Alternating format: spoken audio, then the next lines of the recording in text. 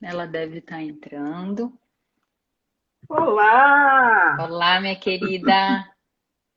Tudo bem? Como é que você está? Eu vou Tudo muito tranquilo? bem. Eu vou muito bem. Você está me ouvindo bem? Sim, estamos sim. Ó, a Valéria entrando. Deixa eu só conectar aqui com o pessoal. Se o pessoal está ouvindo bem, está nos vendo bem. Para a gente, o pessoal dá um aceno aí se está nos ouvindo bem.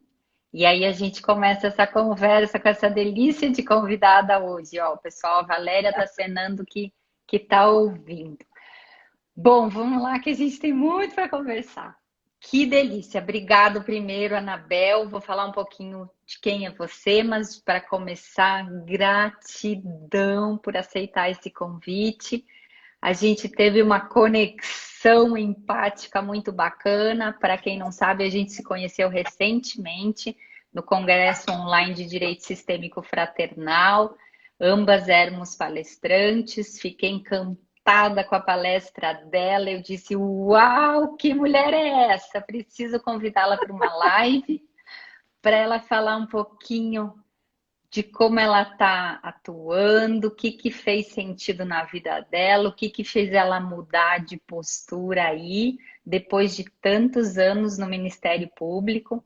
E aí eu começo falando, a Anabel é promotora de justiça. Eu vou lendo aqui, tá, Anabel? Porque é muita coisa. É promotora de justiça em, em trânsito final do Ministério Público, ou seja, gente, ela está lá no finalzinho da carreira, bombando, carreira consolidada no Ministério Público do Amazonas, tá? Titular hoje da 33ª Promotoria de Justiça, especializada em Direito de Família, que eu adoro também, mais uma conexão. Ela é coordenadora do Núcleo Permanente de Autocomposição do Ministério Público do Estado do Amazonas, o NUPA.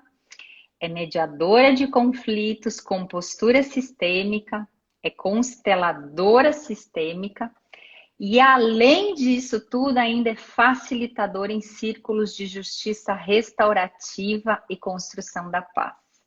E mais uma série aí de capacitações e ela está buscando. E o tema que a gente se propôs a conversar hoje é a transformação profissional vivenciada por uma promotora de justiça e uma advogada, a partir do estudo do pensamento sistêmico. E aí eu começaria te dizendo, Anabel, o que te fez buscar estes novos saberes depois de tantos anos de MP, de uma carreira consolidada, de um trabalho já consolidado aí? O que te fez não é recomeçar, mas buscar outros caminhos para transformar um pouquinho essa forma de você atuar no Ministério Público? Então, queria que você trouxesse um pouquinho dessa tua experiência aí para agregar para quem está nos ouvindo. Bom, primeiro, Marisa, eu quero lhe agradecer o convite formulado. E realmente você falou uma coisa certa. Houve muita. Interessante como a vida é. A gente, ali naquele espaço, por sinal, um congresso belíssimo, coordenado e da mentoria do Dr. Yuli Rutter, é bom que se diga, um Sim, profissional magistrado lá das plagas de Alagoas, um profissional que tem uma maneira muito humana de lidar com o outro, não é? Um magistrado que suscitou em mim, para mais além de respeito, ele conquistou meu coração, exatamente porque eu percebi nele uma pessoa também que buscava realizar uma justiça menos mecanicista, olhando o ser humano como ser humano. Aí você vai me perguntar, e eu não posso deixar aqui de falar que eu estou vindo a Gardenha, né, que é uma pessoa aqui do Amazonas que está sempre com a gente, foi minha ex-aluna, lá quando eu ministrava aula de Direito de Família, e hoje em dia já tem feito muitas formações também com o professor Yuli, e, enfim, tantas pessoas aqui, mas vamos lá. Imagina, 30 anos de Ministério Público, Além desses 30 anos de Ministério Público, eu fui advogada de ofício, fui procuradora do município, trabalhei na Câmara dos Deputados. Eu tenho uma vida, eu diria que uma vida bastante rica de experiências. Eu diria que sim. Aí, sim, era para eu estar quieta. É, né? Em princípio. E ela veio com um turbilhão. Gente, vocês não têm noção que foi aquela palestra dela. Eu disse assim, uau, que mulher é essa, gente? Que energia! E é isso que eu queria que você trouxesse, da onde veio esse despertar. Aí você me remeteu agora ao pensamento de um primeiro-ministro da Inglaterra, que ele falava o seguinte: a vida é muito curta para ser pequena. E eu, sinceramente, acho que a vida é muito curta para ela ser pequena. A vida não pode bastar no enaltecimento só dos meus prazeres. É lógico que eu tenho que olhar para mim, eu tenho que alavancar os meus próprios prazeres, mas uma das coisas que me dá muito prazer, que me dá muita, que me seduz muito, é conseguir olhar o outro. Talvez na minha dinâmica familiar, eu não sei explicar, eu já nasci com essa proposta, sempre desde criança. Eu acho que a gente não nega muito roots, né? Eu sempre Sim. tive essa coisa de olhar para as pessoas, mas eu era, quero te dizer, muito, o meu raciocínio era bem reducionista. Eu tinha o raciocínio mecanicista muito forte em mim. Ainda digo para você, eu estou em formação, eu estou em aprendizado. Esse trabalho com pensamento sistêmico, ele não é um trabalho que ele começa e termina, é um processo. É uma Toda vez que caminhada, termino né? Uma construção permanente. permanente, toda vez que termino um atendimento, eu olho para mim, respiro e digo, uau! Quando eu sinto que foi bem, eu digo, puxa, aqui eu consegui. E quando eu não vou bem, eu gosto muito de ter a humildade de reconhecer que ali eu não consegui alcançar. Perfeito. E que muitas vezes eu não vou conseguir todas as vezes. Eu acho que pensar sistemicamente é raciocinar que eu faço parte do todo. Eu, como observadora, eu também estou sendo influenciada e influenciando. E se eu estou influenciada e influenciando, é óbvio que aquele contexto, né, no qual eu estou trabalhando está realmente gerando em mim uma repercussão também. Nem todas as vezes, Marisa, eu vou realizar uma mediação, ou seja ela pautada na mediação de Harvard, ou se eu tiver... O bacana do pensamento sistêmico é que você trabalha com a mediação, conhece as técnicas, separar a pessoa do problema, separar a posição do interesse, tentar identificar as necessidades, não é verdade? Trabalhar, sabe que a coisa mais linda que eu aprendi? Quando eu comecei a comprar, e também não só comprar os livros, mas começar a fazer os cursos de comunicação não defensiva, comunicação não violenta, Sim. eu comecei a perceber que o grande drama nosso é que não na faculdade, nem em lugar nenhum, nem nas nossas famílias, ensinaram a gente a dialogar. E a gente lida com conflitos, né, Anabel? Só fazendo parênteses, a gente lida com conflitos. Você no MP, eu como advogada, a gente trabalha com emoções das pessoas e é engraçado que não nos ensinam a como nos comunicar e não nos ensinam a compreender emoções e a gente tem que ser mecanicista aplicando a lei. Como? Como que isso vai funcionar? Ainda te digo mais, Marisa. Nesse processo de transformação, nós vamos ainda nos considerar sistêmicas e vamos, em algum momento, talvez, trabalhar de uma forma mecanicista, sim, reducionista. Porque, veja bem, eu sempre costumo fazer essa pergunta quando eu ministro minhas aulas de mediação. Eu sempre pergunto, é mais fácil mudar um hábito ou mudar uma crença? E as pessoas não sabem. Elas não sabem o que é mais fácil mudar. E aí eu lhe digo uma coisa, um hábito é muito difícil de mudar, né? Uma crença, se eu perguntar, você vai fazer dieta hoje ou vai começar a fazer dieta segunda-feira da semana que vem? Você não começa hoje. Ainda mais dieta, né? Você vai começar na segunda-feira, porque você acredita piamente que você vai começar segunda-feira da semana que vem. Não é verdade? Um hábito, você não, é muito difícil mudar. E quando você imagina que, eu costumo dizer muito isso, o Código Civil, o primeiro Código Civil de 1916, ele foi gestado no século XX, no início do século XX. Mas todo o arcabouço dele, toda a estrutura mental dele foi realizada com a mentalidade do século XIX. Sim. Aí você vai me perguntar, mas por que você está falando isso? Porque eu estou querendo situar, nós temos que nos situar.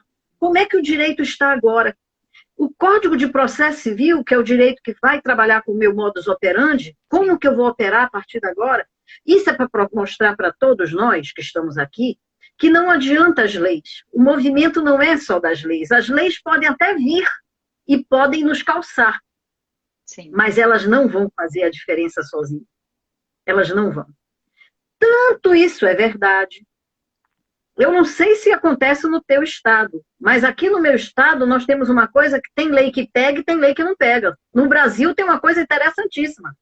O Brasil tem lei que pega e tem lei que não pega. O brasileiro decide qual é a lei que ele vai cumprir. Até porque a lei se adapta aos fatos, né? Principalmente na área de família, que também você atua, a gente sabe disso, né? Que geralmente a lei vem para normatizar algo que já está aí acontecendo, que já está na vida das famílias e que o direito, ele não quer ver, ele não quer incluir, ele demora para normatizar. E aí, quando não tem mais alternativa, quando as decisões vão parar no STJ, os casos vão parar no STJ ou no STF, aí muitas vezes vem um projeto de lei ou um projeto de lei que está lá parado há muito tempo para votação, aí talvez aquele projeto ande. Não é assim, principalmente na área de família.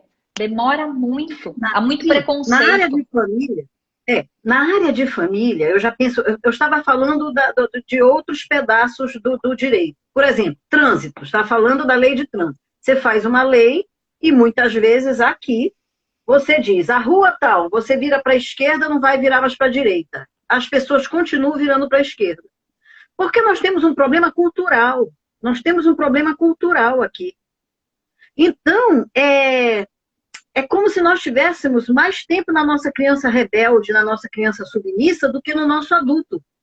Eu estudei agora, fiz um curso maravilhoso de análise transacional, e isso serviu para eu também conseguir refletir quando é que eu estou na minha criança. E quando eu estou descumprindo uma lei de trânsito, em vez de ir para a esquerda ou vir para a direita, como aquele desembargador que não quis botar máscara, embora o policial tivesse educadamente, porque o policial foi educado. Senhor, o senhor vai precisar colocar a máscara por proteção sua e para a proteção dos demais. Ele não quis cumprir. Porque existe um autor que é muito interessante, que é o Carlos Alberto Almeida, ele fala o seguinte, que nós temos a cabeça do brasileiro, é um sociólogo, faz um livro maravilhoso, e que ele diz que a cabeça do brasileiro é uma coisa incrível.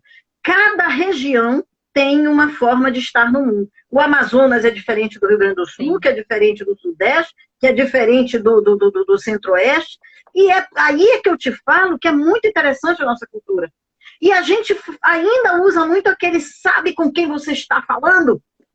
E aí, quando você está no Sudeste, é mais fácil você receber essa resposta. E quem você pensa que é? Interessante. No Sudeste, é muito comum você... E quem você pensa que é? Não é verdade? Mas quando você vai para o Nordeste, quando você vai para o Norte, quando você vai para certos nichos, você usa muito essa expressão. Você sabe com quem você está falando? Imagina que aquele desembargador não era nem daqui do Nordeste, nem do Norte. Eu acho que era de São Paulo, né? Eu não sei se era de São Paulo. Eu acabei não vendo essa notícia. Eu te confesso que eu não estou vendo muita coisa, não. Enfim. Eu não sei de onde ele é. Mas me impressiona, porque eu gosto de ver a vida como ela é. Eu gosto de ver como é que as coisas estão ocorrendo no meu entorno. E aí eu acho muito interessante quando eu percebo que o nosso grande movimento, Marisa, o nosso grande trabalho, eu estou vendo o Nicolas, um jovem advogado, que foi meu aluno lá como é que se diz, num curso que eu ministrei de mediação de conflitos, lá na escola do Ministério Público, lá de BH, de Belo Horizonte. Esse jovem fez vários cursos ao meu lado, que a partir daí nós fomos para Nova York, eu e ele, fomos fazer o nosso curso de capacitação da ADR, Alternative Dispute Resolution, na NYU, na Universidade de Nova York. Depois nós estivemos juntos em Valência, e olha ele aí. Nós estivemos depois na Espanha, e está me acompanhando. Estivemos em Santiago do Chile. Então, toda essa nossa vontade de aprender, ele também é um jovem advogado que trabalha lá em Belo Horizonte, numa vara também com a especialização na infância e juventude, e ele, inclusive, trabalha com o Círculo de Construção de Paz também. E todos nós que estamos nesse movimento, Marisa, eu, você, os mais jovens, os não mais jovens, até porque o Duvaldo Viana Filho tem um triatrólogo que morreu em 1974. Eu não sei se você gosta, mas eu gosto muito de citar as pessoas. E tinha esse Humberto. E ele dizia o seguinte: nem todo novo é revolucionário e nem todo velho é reacionário. Sim. Então, eu sou a prova viva de que não importa a cronologia, não importa a idade. Você tem que estar a vida inteira entendendo que tem que ter humildade para conseguir amealhar novos saberes. Sim. E com essa percepção de que eu tinha que amealhar novos saberes, é que eu fui começar a minha jornada. E nessa jornada de autoconhecimento, não só para mim, mas que eu pudesse também, com esse conhecimento, ainda para transformar o meu entorno na minha família, para que eu conseguisse ouvir melhor a minha filha, para que a gente entendesse que a gente vai continuar tendo conflitos aqui em casa. Eu digo para ela hoje: minha filha, nós acabamos de nos desentender. Ok, tá tudo bem. Você me aborreceu. É como a gente fala, né, Anabel? A gente pode estudar muito de comunicação não violenta e quando a gente percebe, a gente repete a comunicação bem violenta, inclusive com as pessoas mais próximas que a gente ama. Meu filho fala isso. Uai, você não estuda aí comunicação não violenta? Agora você não está sendo, não sei o quê. E para dizer o seguinte para as pessoas, que somos humanos e estamos aprendendo, é uma construção, não tem perfeito, não tem acabado. Até porque se tiver acabado, já acabou, né? Já fomos. A gente está ali aprimorando e reconhecendo, e ir para essa vulnerabilidade, admitir quando a gente não consegue.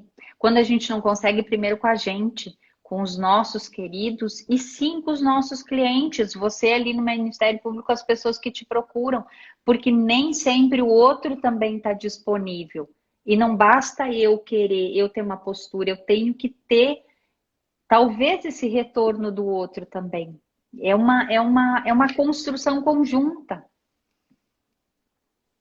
Perfeito. Uma das coisas principais do pensamento sistêmico, na minha opinião, e eu quero depois, nós vamos fazer bem a diferença entre o que é pensamento sistêmico, é fundamental que as pessoas que estão nos acompanhando entendam que eu não estou falando ainda de constelação sistêmica. Não. Quando eu estou falando de pensamento sistêmico, eu estou falando de outra coisa. Sim. O pensamento sistêmico, eu já vou situar, é o gênero. E eu e você, a gente trabalha com pensamento sistêmico. Por que eu falo isso? Porque eu e você procuramos ter uma postura sistêmica. Se trata de postura. É uma postura. Essa postura exige de mim, sim, que eu busque naturalizar certos comportamentos. Agora, veja, existe um hábito que ele foi se protraindo transgeracionalmente. Os meus tataravós foram submetidos quando chegaram. Eu tenho português e tenho índio. Nas minhas veias corre o português e corre o índio. Então, eu tenho o português subjugou o índio. Então, o que você acha? Existe toda uma dificuldade. Eu tenho toda uma veja bem, eu já também fui opressor. Já tem um conflito interno, né? Seu, nas suas células. Todos nós somos, nós que fomos, quando vieram para o Brasil, Quando o Brasil foi colonizado, ninguém veio aqui trazendo a paz. Eles vieram para subjugar e submeter. Sim. Os nossos ancestrais todos foram submetidos. É muito fácil eu sair de oprimido para opressor. É muito fácil, desde as capitanias hereditárias. É muito fácil eu sair de oprimido a opressor. Então, para eu sair do quem você pensa que é, para você sabe com quem você está falando, é tênue. Eu preciso o tempo todo cuidar. É como diz a Bíblia. A Bíblia diz o quê? Vigiai e orai. A Bíblia diz, vigia primeiro, depois ora. Sim. Ela não diz ora e depois vigia. Ela diz vigia primeiro, depois ora. Ou seja, Porque esteja atento primeiro, né? Esteja em estado de presença primeiro, trazendo para os dias de hoje. Esteja atento ao seu entorno, o que está acontecendo, sente em você. Um pouquinho disso é pensamento sistêmico para quem está aí nos acompanhando. E aí é que a gente vai começando a perceber que é um trabalho muito lento, porque ele vai mexer também eu tenho que transformar, além da minha emoção, não é? Além da minha emoção, que eu tenho que movimentá-la, ela tem que se movimentar, ela que vai me fazer o movimento de querer, né? Sim. Porque a gente pensa que a gente decide com a razão, não decide com a razão. A razão só são 5%. O Jung já falava isso, 95% como é que se diz, de inconsciente. E nesse inconsciente, nossa, nós temos o inconsciente, o subconsciente, o consciente, são 3 níveis. E nesses 3 níveis significa que eu sou instinto, eu sou emoção e sou planejamento, organização. Todo mundo acha que está decidindo a vida do outro no judiciário, ou mesmo eu como promotora. Ou você como advogada, não você, Marisa, porque você hoje trabalha com advocacia colaborativa. Mas eu cansei de pegar advogado em audiência, cansei de ele dizer para o cliente querer fazer um acordo e o advogado dizer, não, deixa comigo que eu sei que eu resolvo. Eu resolvo. Você não sabe. Cuido disso. Eu cuido disso. Eu sou grande Você aqui. não sabe. Eu sou o grande aqui. Ou seja, você fica quieto porque você não entende de lei.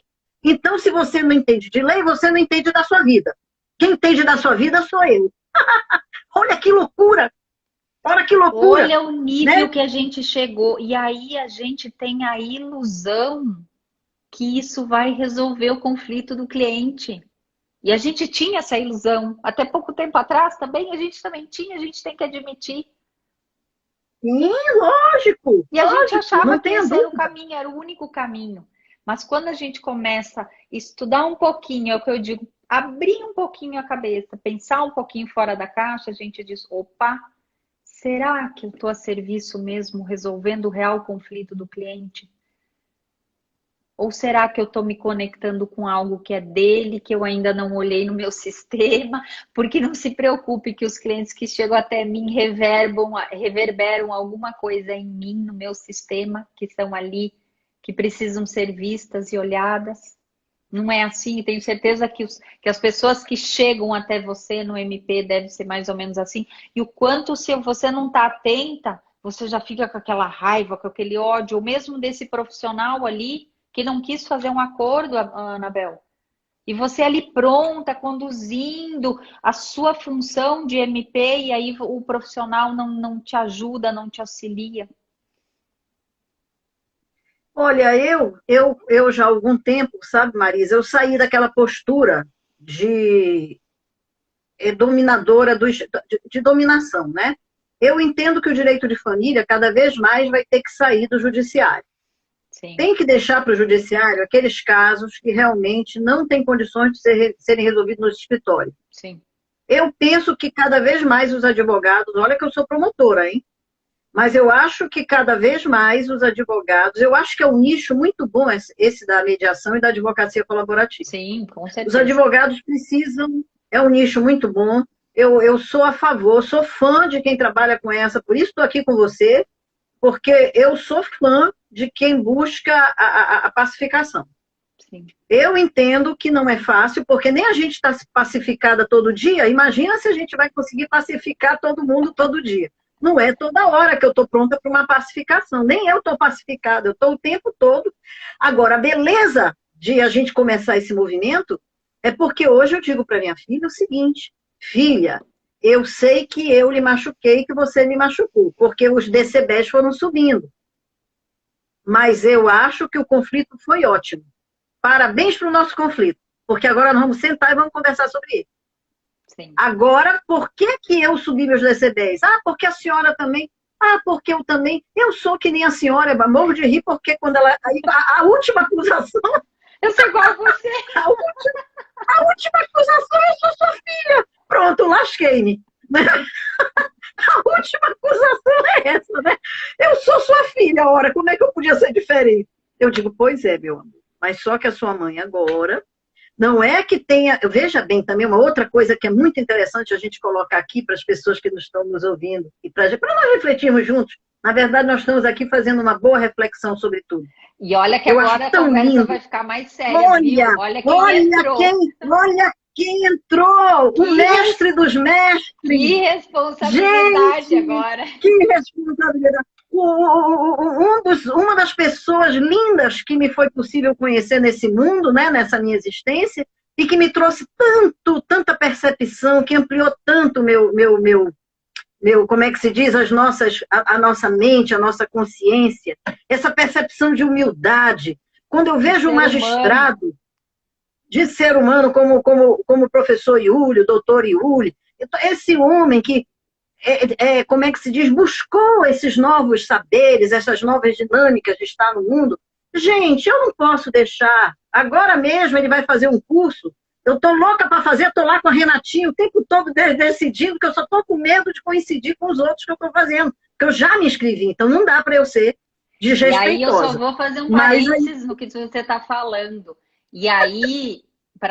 você nem começou, e eu estou num intermediário onde a gente está estudando neurociência.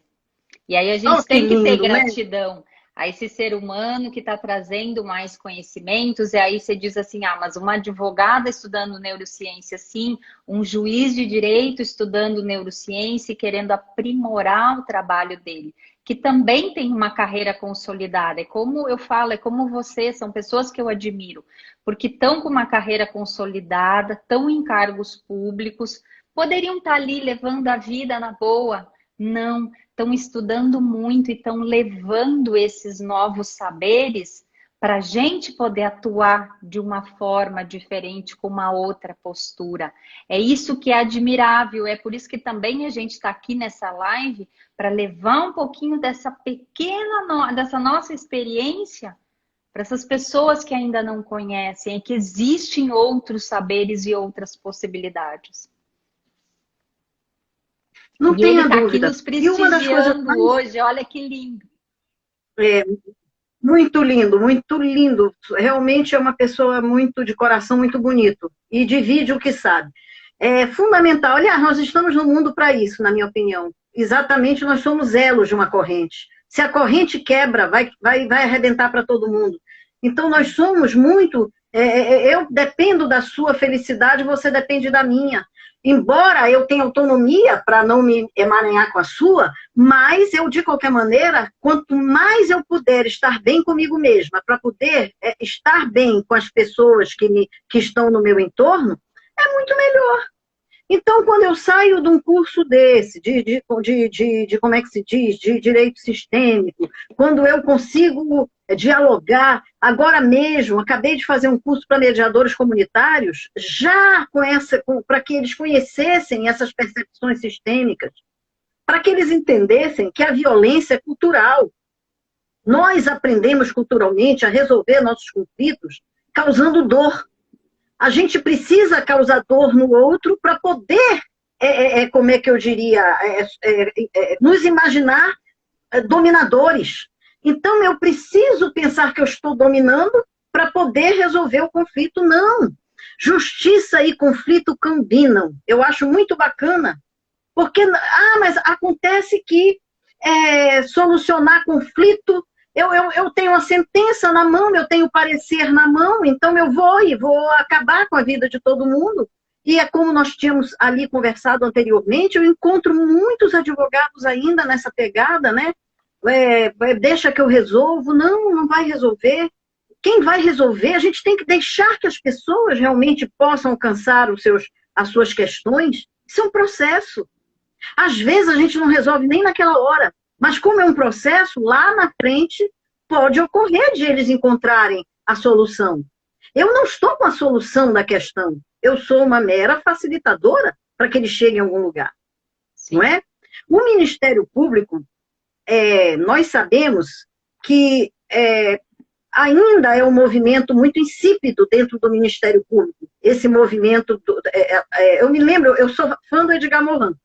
Sou apaixonada pelo Edgar Morin. Tenho várias obras dele. Um livro que eu já começo sempre, toda live que eu faço, qualquer coisa que eu faço, eu já indico A Cabeça Bem Feita, do Edgar Morin. E ele fala uma coisa anotem muito, aí, muito, pessoal, muito... Anotem aí. Saber... A cabeça... o Mutu, olha, um Mutu, é isso mesmo. Círculo de construção de paz, a gente usa muito essa expressão, né? Então, vamos lá. O que acontece com... O que ele fala? Ele diz, nós partidários... Ele fala assim, Edgar Morin, nós partidários do pensamento complexo. Nós ainda somos muito, muito pequenos nessas formulações. Mas, como é que eu diria? Quando ele faz o cotejo em relação aos partidários do pensamento mecanicista, não é?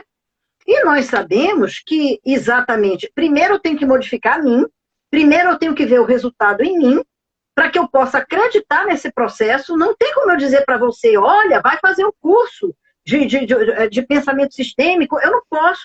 A pessoa tem que sentir que ela tem que começar devagar, e aí ela vai percebendo que muda ela. Quando ela muda, ela começa a ver que, peraí, faz sentido.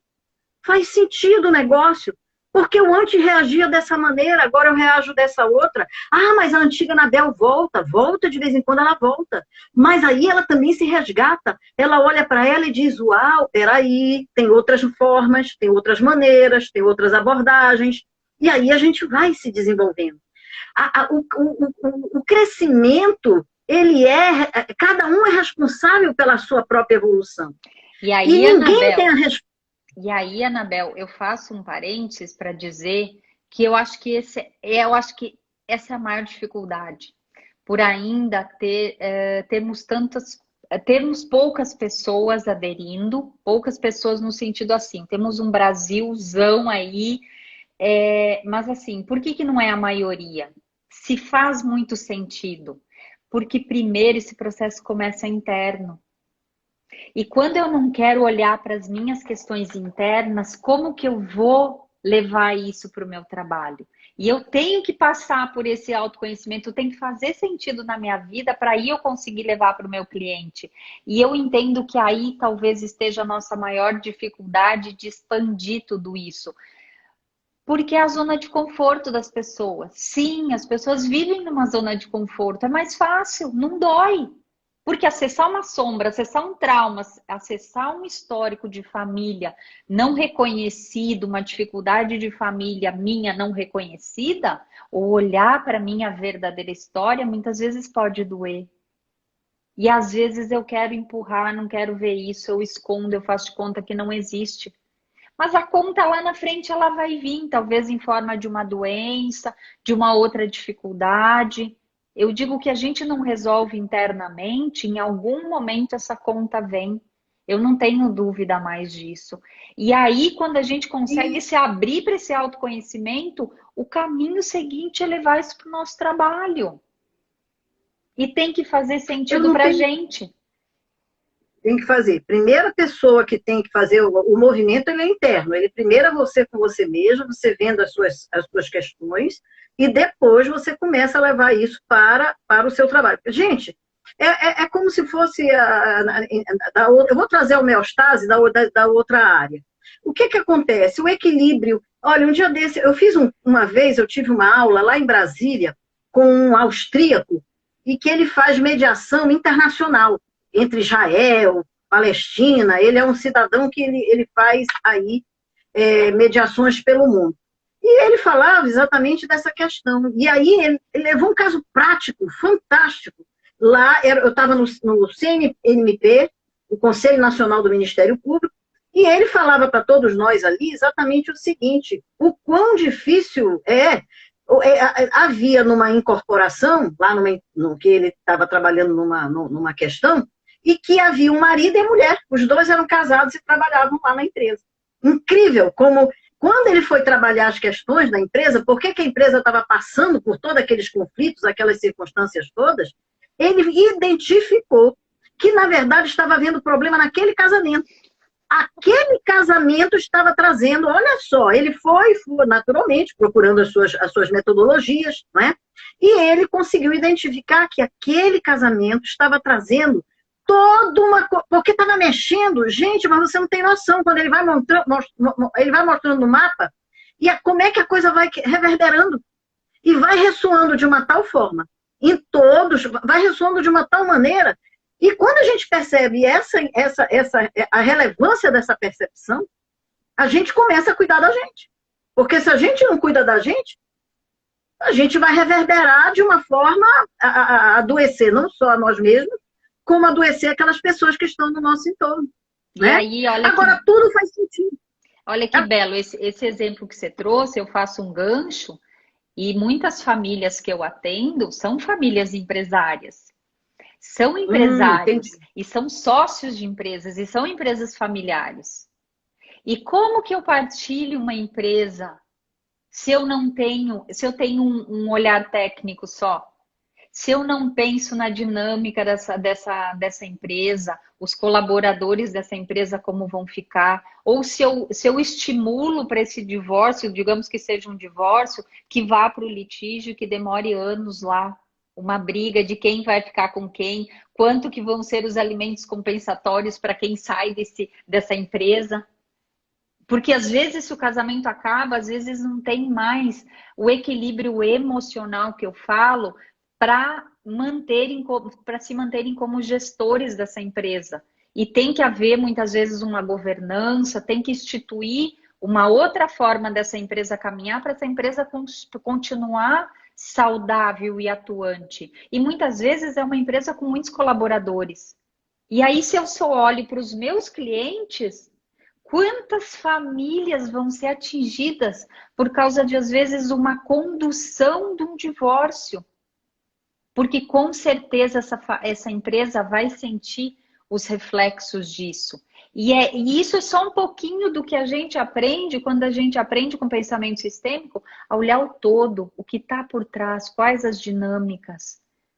O que esse casal leva de conflito no casamento para dentro da empresa, e aí a empresa começa a ter problemas, começa a ter demissão, ou começa a ter acidentes de trabalhistas, ações judiciais trabalhistas,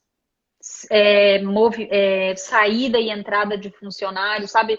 Um determinado funcionário não para numa posição, por que será? Muitas vezes é a dinâmica que está nos sócios.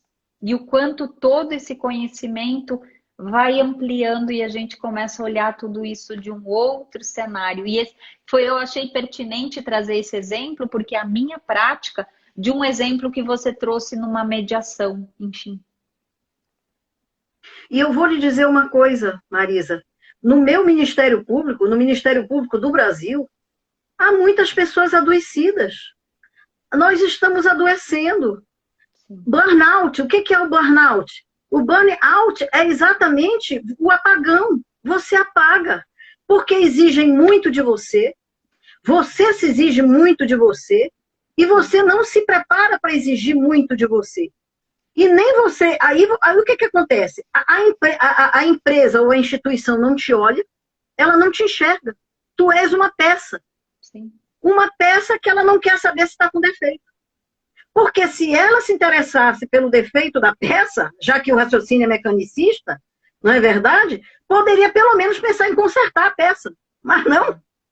São várias pessoas insatisfeitas. As instituições públicas, na sua integralidade, estão sendo, como é que eu diria, estão compostas, na sua composição, elas estão resistindo de uma maneira visceral, hercúlea, lutando, cada um no seu nicho de atuação, mas separado. Então, o pensamento sistêmico, ele faz com que eu entenda que eu estou em rede. Que eu estou em rede. Eu não trabalho ou seja, eu sozinha não faço movimento nenhum. Eu sozinha não faço movimento nenhum. Eu preciso do outro. E aí a gente entra no processo mecanicista de competição. Acabei de ver que entrou uma colega minha, que eu respeito, maravilhosa, doutora Kátia, uma profissional, uma promotora de justiça fantástica.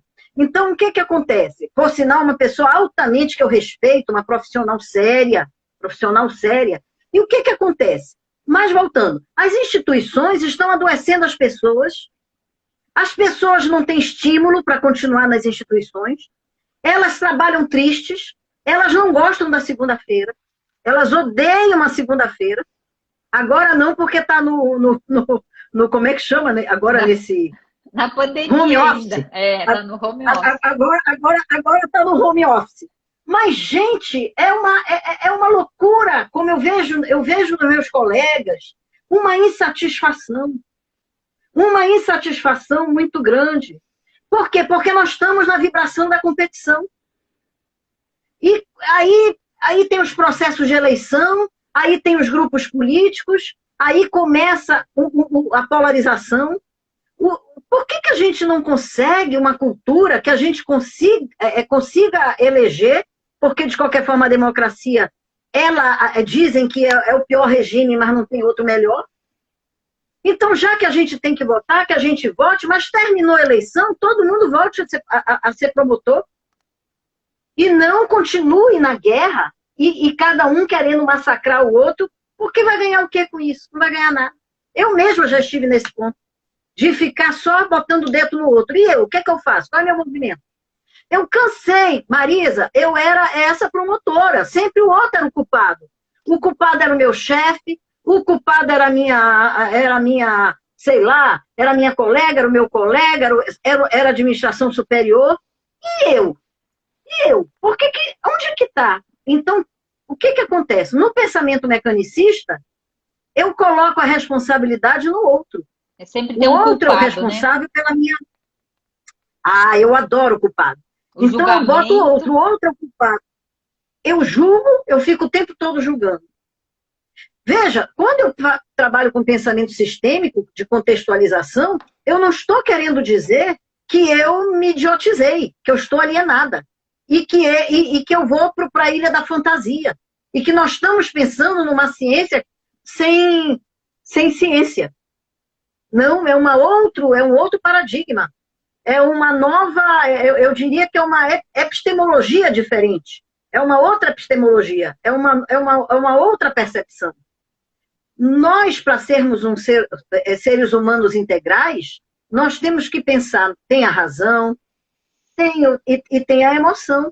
Você imagina que nós temos aqui como é que a gente chama aquele... por exemplo, inclusive teve um senhor que escreveu aí, imagina se eu posso dizer, eu sou a Anabel daqui de casa e quando eu chego no trabalho eu desligo e eu sou outra Anabel. Não, eu sou a mesma Anabel.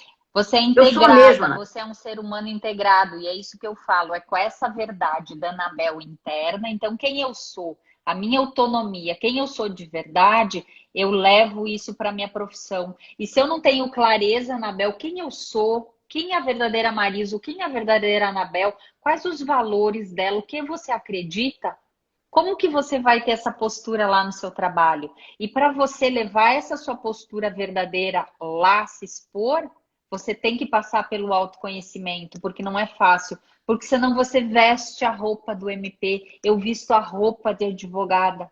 E há uma cisão entre a Marisa verdadeira, o que eu sou, o que eu acredito, como eu penso, como eu me porto na minha vida, dessa Marisa profissional. E quando eu descobri isso, gente, eu só quero ser quem eu sou. Esse meu jeito espontâneo de resolver, de falar muito abertamente para o meu cliente, ó, é isso, senão tu fora, não posso te ajudar. nesse formato eu não posso te auxiliar. Porque não vai funcionar, não tem a ver com os meus valores. E é isso que você está falando um pouquinho do pensamento sistêmico. Ele traz essa consciência para a gente, primeiro, quem eu sou de verdade. E isso a gente aprende, a minha autonomia, quem eu sou. E se eu não sei quem eu sou, para onde eu vou, como o nosso mestre Franz Rupert fala, como eu sei para onde eu vou? Como eu sei que profissional que eu sou? Aí eu sou aquela profissional que numa audiência não permito o meu cliente fazer um acordo, porque eu entendo que não é um acordo bom. Mas se para o cliente é um acordo bom, para ele tá tudo bem. Quem sou eu para dizer para ele não fazer um acordo? Não é? Enfim, você deve vivenciar Exato. muito dessas... Eu tá travando demais. Mas estou te ouvindo, estou te vendo, volta aí. E a gente, Anabel, tem 10 minutos. Só para te avisar, essa conversa a gente tem que fazer muitas outras lives. Marisa, Estou te vendo, estou te ouvindo. Estou te ouvindo.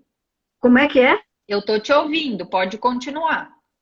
Olha aqui, o judiciário lida a função de acusar, defender, sim, é o raciocínio mecanicista.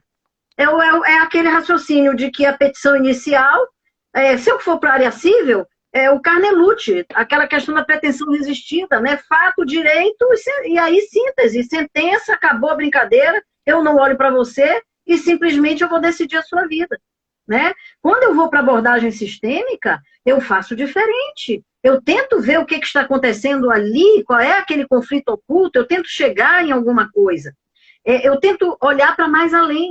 Eu observo que aquelas pessoas estão trazendo ali dores, e como há traumas ali atrás daquela situação, há toda uma situação que precisa ser enxergada. Uma vez, mas você vai se tornar psicóloga? Tem muita gente que acha que, assim, que a gente está trazendo a psicologia para dentro, psicologizando o direito. Gente, o erro foi a gente ter fragmentado. O erro foi a gente ter fragmentado. Sim. Como é que eu posso ser uma boa promotora de justiça? Como é que eu posso ser uma boa advogada, um bom juiz, se eu não entendo do funcionamento do ser humano? Ou da E eu preciso, humana. sim. Se eu não souber como funciona tanto neurociência, a mente, como é que funciona tudo isso, fica complicado. Eu começo a fazer aquele trabalho mecanicista, aquele trabalho de rotina, me torno parte daquele todo robotizado. Eu coisifico os seres humanos e sou coisificada. Eu mesmo me coisifico e coisifico o outro. E deixo de me autorresponsabilizar e os outros ficam, como é que eu diria, como sendo os grandes responsáveis pela minha ineficiência com as minhas próprias dores. Ele não é responsável pela minha dor. A minha dor, quem é responsável pela minha dor sou eu. Ou a sua insatisfação por não querer ir trabalhar na segunda-feira, por achar que já chegou a segunda-feira de novo. O que tem aí? Que propósito que você tem nesse seu trabalho? Será que você não dá trabalho errado? Então tem alguma coisa errada aí, não é? Por isso que ficam doentes. Uma vez eu tive uma vez eu fui um pouco até, sei lá, eu acho que eu fui além da conta. Mas uma vez eu disse para uma certa colega minha que ela estava, porque eu estou doente, porque isso. Eu disse, mas querida, quando a gente está assim, a gente tem que. Outra pessoa que esteja mais inteira tem que assumir aquilo ali. Porque senão você vai sofrer e vai fazer outros sofrerem. E não vai corresponder à função que você deve corresponder. A função exige que você esteja inteira. Se você não está inteira, não está presente, não está querendo fazer nenhum movimento, não vale a pena, gente, só ficar esperando a gratificação do final do mês. Não vale a pena. Você trabalhar pela gratificação do final do mês deve ser horrível. Eu não sei o que é isso, porque, inclusive, o NUPA, quando criei o NUPA, eu pedi ao procurador-geral, apresentei meu currículo e pedi para assumir o NUPA. Eu não ganho nada, eu não ganho absolutamente nada, nem por fazer minhas formações, eu que pago minhas formações, e eu como é que eu diria, eu que busco realmente essa auto-melhora, e não só isso, eu entendo que é muito bom, mas eu também já estive nesse lugar, da profissional insatisfeita. Eu só fiz o Contanto que você movimento fez porque eu esse já fui essa movimento, né? profissional insatisfeita. Mudar. Contanto que você aí talvez justifique todo esse seu Eu já movimento, fui, dizer, já deixa eu fui sair essa. daqui. Eu odiava. Nossa, eu quase me aposentei, Marisa. Eu tive uma época da minha vida que eu não me aposentei por muito pouco. E vou te falar uma coisa. Depois eu fui descobrindo que o problema não era o outro, era eu. É? Eu que estava enxergando. Eu que estava enxergando errado. Tá entendendo? Por quê? Porque eu estou esperando o movimento do outro. O movimento do outro é do outro. Se ele não fizer movimento nenhum, o problema é dele. O problema é dele. Ele é que vai se infelicitar para o resto da vida. Para mim, tanto faz se eu estou trabalhando home office ou se eu estou trabalhando presencialmente. Eu vou trabalhar com o mesmo prazer. Eu vou trabalhar com o mesmo prazer porque eu entendi que trabalhar para mim faz sentido. Faz sentido para mim trabalhar. Faz sentido para mim, como é que eu diria? Faz sentido buscar sentido. Em outras palavras, eu não sei trabalhar se não tiver sentido. Tem que fazer sentido para mim. Trabalhar por trabalhar, porque eu estou ali, só porque outra coisa, o sistema, ele é muito cruel, porque o teu sucesso nas instituições, eles são contados pela quantidade de processos que você baixa. Né? Se eu baixar 300 processos por mês, parabéns, doutora Anabel, porque a senhora baixou 300 processos por mês. Se a doutora Anabel baixou 150, mas fazendo um trabalho de qualidade, com 1 hora ou 1 hora e meia de atendimento, ouvindo as pessoas, tentando realmente buscar uma escutativa, uma presença efetiva, ela não vai ser considerada uma promotora de justiça de sucesso. Porque o sucesso, ainda, nós somos avaliados de forma fragmentada pelas corregedorias. As corregedorias entram na minha promotoria e me analisam pela promotoria. Ela não me analisa como agente político. Tu estás entendendo? Sim. Eu sou agente político. O promotor de justiça é agente político. Então, eu tinha que ser analisada no meu movimento como um todo para o meu trabalho. Eu estou aqui com você, Marisa. Eu deixo de ser promotora? Não. Eu estou promovendo justiça. Em que parte que eu estou atuando? Na parte pedagógica. Eu estou atuando na parte pedagógica. Mas o que vai contar? O processo. O acordo. Eles não têm ainda uma forma de aferir. Por exemplo, eu faço uma mediação de 1 hora, 1 hora e meia, 2. Eu não há a meta. Isso, João, é a questão da meta. Essa meta do CNJ, do CNMP, eles desestimulam os profissionais do direito. Desestimulam o juiz. O juiz não quer perder tempo na audiência. E aí acaba aquele juiz, tem acordo ou não tem acordo. E quando as partes começam a ficar um pouco mais exigentes, ele acaba perdendo a paciência, ele não tem paciência. Ele muitas vezes até já ameaça que vai sentenciar, dando uma indireta que vai ser assim ou assado, e aí a parte se vê meio obrigada, bom, então já meio que vou por aqui. Oi, Anabel, tá me ouvindo? Acho que travou um pouquinho. E só para falar também, a gente está quase no nosso horário. Vamos ver se a Anabel consegue voltar. Acenam aí, gente. A Anabel saiu. Bom, gente, eu acho que não sei se ela vai conseguir voltar. Vamos ver se ela consegue voltar rapidinho. Senão a gente vai encerrar, infelizmente, acho que caiu. Mas foi muito boa essa conversa com ela. A Anabel trazendo um pouquinho da experiência dela, sim, do quanto ainda temos que cumprir metas e o quanto é possível a gente mudar de postura, a gente ter essa abertura para esse novo. Tem que buscar o autoconhecimento. Vamos ver se ela consegue. Vamos ver. Vamos ver, e a gente só tem que ir aguardando ela entrar aqui para a gente se despedir. Vamos ver se vai dar certo. Oi, Anabel, você conseguiu voltar. Escuta, você conseguiu voltar para se despedir, senão o Instagram derruba nós. Nós temos 2 minutos. Se despede aí e a gente vai fazer uma outra live, tá? Eu fico, mas muito feliz, amei conversar com você, amei que essas pessoas tenham ficado conosco até agora. Olha só a Ludmilla, né? O Sim, próprio Yuli, que também teve o muitas carinho de estar pessoas conosco. aqui. Gratidão a Eu todas. tive colegas também que estiveram conosco, o João Lucas, que é um advogado jovem lá de BH, que eu também, como falei, tenho muito carinho, Gardenha, tantas pessoas aqui tão bonitas que estiveram com a gente. Eu só agradeço e é muito bacana. Eu sou apaixonada,